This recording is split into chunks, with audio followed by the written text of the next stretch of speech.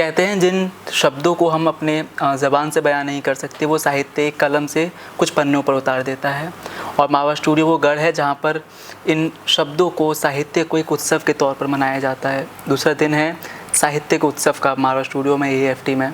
ऐसे में भी हमारे साथ पूर्णिमा राय जी मौजूद हैं, रिनोन ऑथर हैं, राइटर हैं। मैम बहुत बहुत स्वागत है हमारे स्टूडियो में AF 24/7 में। जी शुक्रिया मैम। सबसे पहला सवाल ही यही होगा मेरा कि शुरुआत करते हैं कि कब स्टार्ट किया आपने कि अब राइटिंग इंडस्ट्री में या लिटरेचर इंडस्ट्री में ही आना है?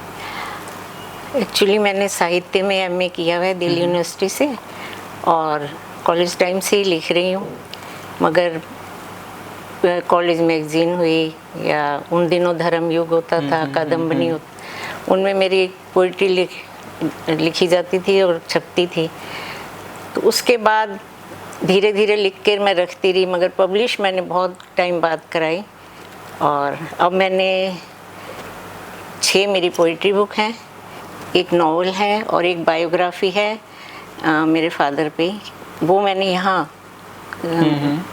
सुशील भारती जी के राही पब्लिकेशन से पब्लिश कराई है।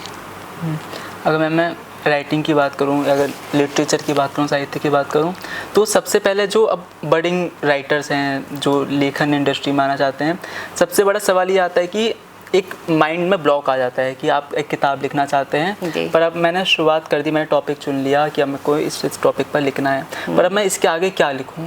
एक क्रिएटिव ब्लॉक आ जाता है उनके दिमाग में। तो उसके लिए आप क्या करते हैं, जो आप टिप देना चाहें? देखिए, किताब लिखी जाती है अपने विचारों, अपनी भावनाओं को लेके, और एक राइटर के दिमाग में ये चलता रहता है सिलसिला। तो अपने आप धीरे धीरे अगर हम उसको सोचने लगते हैं, उस पर काम करने लगते हैं, तो अपने आप बनती चली जाती है।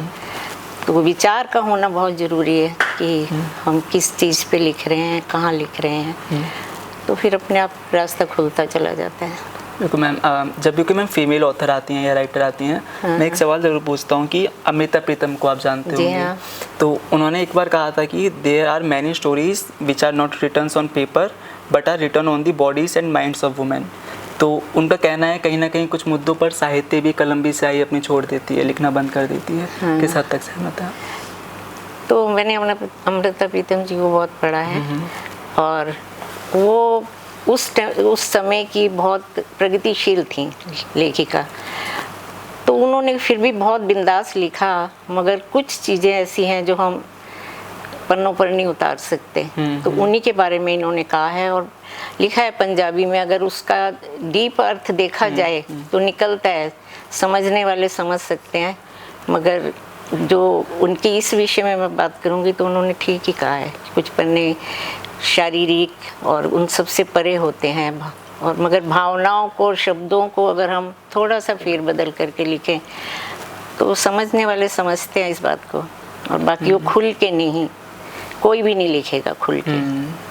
अगर अमृता जी की बात हुई तो साहिल लुधियानवी जी भी आ जाते हैं। तो साहिल लुधियानवी जी ने एक बार कहा था, उन्होंने अक्सर ना प्यार मोहब्बत पे लिखा, लव पर लिखा, पर उन्होंने हमेशा ये कहा कि मैं कभी इस चीज़ पर लिखना नहीं चाहता था। वो कहते थे कि मैं राजनीति पर, मैं देश के लिए लिखना चाहता था, पर लोग पसंद करते थे मेरा प्रेम पर लिखा हुआ। तो जो आने वाले राइटर्स हैं वो क्या लिखें, जो उनके रीडर्स पसंद पढ़ना चाहते हैं या फिर जो उन्हें पसंद है?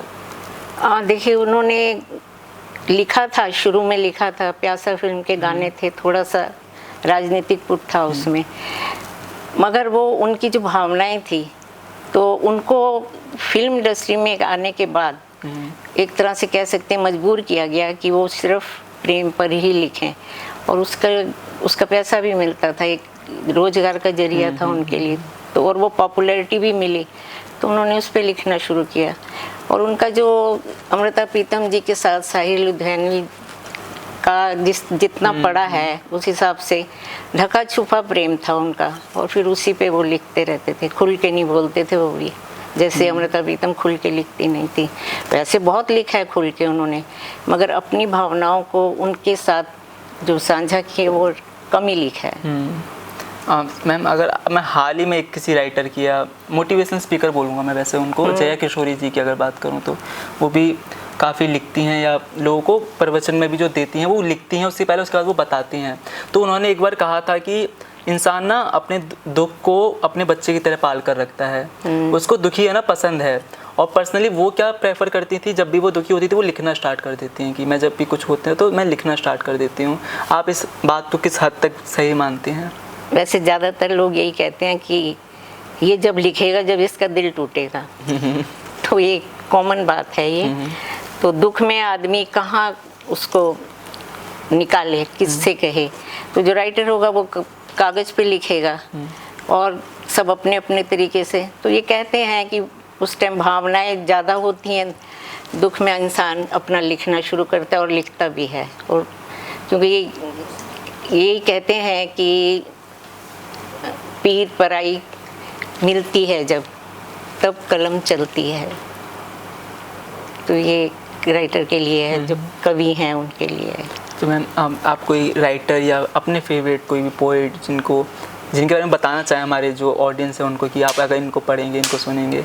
देखिए, हैं तो सी महादेवी वर्मा को मैं बहुत पढ़ती हूँ, और अमृता प्रीतम को भी मैंने बहुत पढ़ा है, और मेरी फेवरेट यही हैं। और एक निराला जी हैं, तो उनकी जो है यथार्थ पे लिखा है उन्होंने, तो उनको पढ़ने के बाद मैंने भी कोशिश किया कि मैं उस तरह का लिखूं।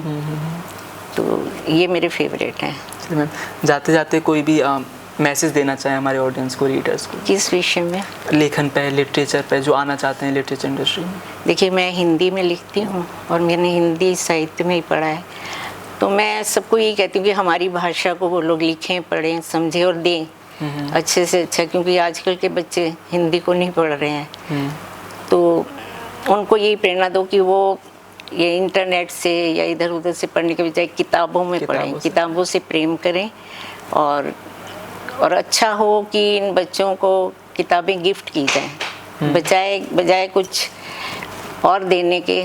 और भी कुछ दे सकते हैं उनके जन्मदिन पे या कुछ भी है, तो 2 किताबें ज़रूर रखें ताकि उनका रुझान किताबों की तरफ हो। मैम आपने यही बोला कि किताबों को ज़्यादा महत्व दें, पर आप डिजिटल जो ई बुक्स हो गए, ये सब हो गए, इनको प्रेफर नहीं करेंगे? नहीं, देखिए वो है कि बाहर निकलते हैं बच्चे, पढ़ते हैं सब है, वो कम करते जा रहे हैं किताबों को पढ़ना। ठीक है, वो भी, उससे भी नॉलेज मिलती है, मगर मैं चाहूँगी कि वो किताबें पढ़ें, वो उनका अपना ही अलग मज़ा है और अलग ही है। तो यही संदेश देती हूँ कि खूब पढ़ें, किताबें पढ़ें, किसी भी भाषा में पढ़ें, अच्छी किताबें बहुत हैं, बहुत पढ़ें। चलिए, बहुत बहुत शुक्रिया मैम हमें समय देने के लिए। धन्यवाद। चलिए, आगे आपको और भी मेहमानों से मिलवाऊंगा। जब तक देखते रहिए ARF 24/7 नोएडा।